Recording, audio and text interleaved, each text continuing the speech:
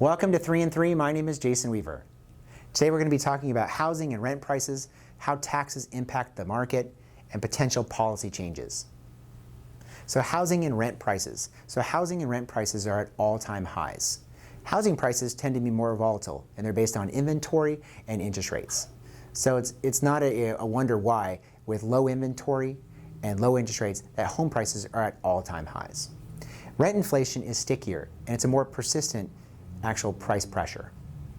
Going back to 2002, the orange here is actually the price of homes, and you can see that it goes up and down. Here's the swoon back in 2008 to 2010 with the Great Recession, and now we're at all-time highs.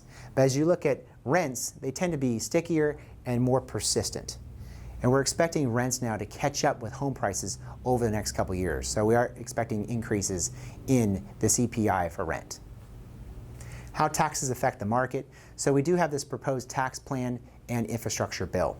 And historically, markets are more volatile leading up to tax increases and after tax increases. So if corporate tax rates go up, it negatively impacts corporate tax earnings.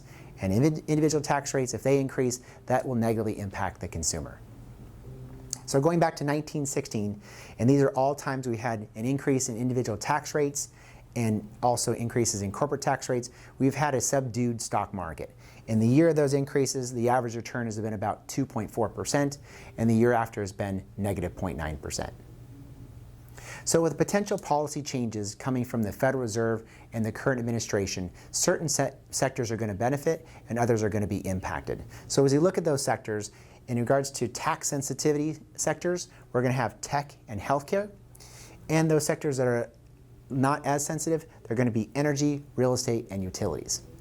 Now, as you look at rising interest rates, typically financials, energy, and industrials benefit from that actual impact, whereas lower interest rates help technology, real estate, and consumer discretionary. So looking at the chart here, as growth is on the left side and value is on the right side, and looking at, again, a rise of interest rates and what sectors are more impacted or benefit from those rising interest rates. There's your financials, energy, industrials, and materials. And those sectors that like actually lower interest rates is going to be the healthcare, real estate, consumer staples, and utilities. Those are the more defensive sectors. So if interest rates do rise, cyclical stocks should outperform. Thank you for joining us for 3 and 3.